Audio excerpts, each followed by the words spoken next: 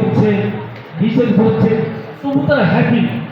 এই শিশুগুলো মিস করতে পারবে, এই ভক্তি কিছু আছে মানুষ। তাহলে আমরা সিনিয়র গভর্নমেন্টের দায়িত্ব কর্তব্য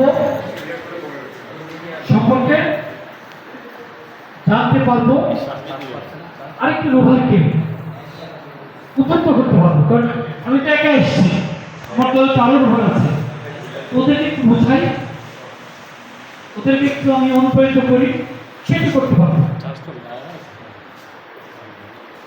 আচ্ছা, রোভারিং ও নেতৃত্ব সম্পর্কে মৌলিক ধারণা প্রদান মানে পাওয়া, আমি পাবো।